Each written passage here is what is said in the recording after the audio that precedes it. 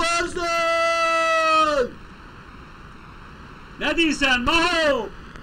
Dünya deli lo! Bırak dönsün şerefsiz. Senin suçun yoktur. Sevgide özgürlük ama saygıda mecburiyet vardır.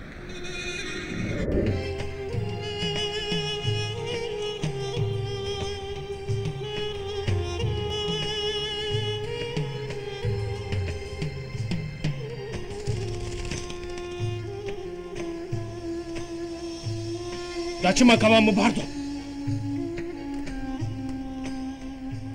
Hiniki makau hodikirni ambunu kau.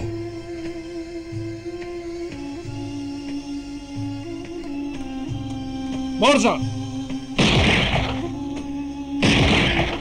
Tumariki boşa! Dosta! Köyler bir boşaldı. Komşular da bir gitti.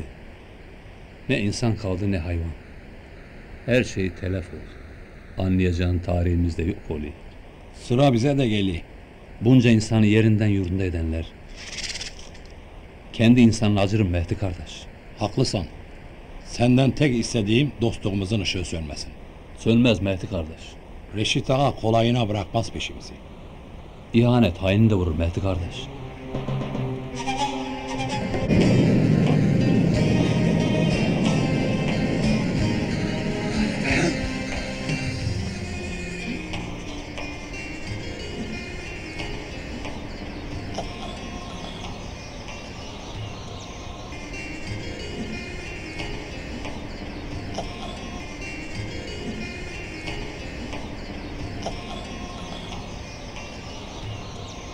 Bak geldik. Neredeyiz? Burası Nevruz Dağları. Çiçek açar mı? Hem de rengarenk.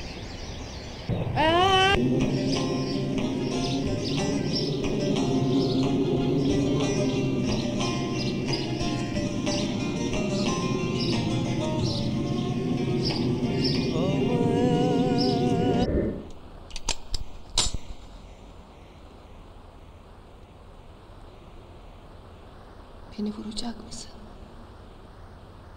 Hepsi buraya kadar mı? Bana anlattıkları yalan mıydı? Mecburdum. Hepsi yalandı. Hepsi buraya kadar. Hem babandan da intikam almış olurum.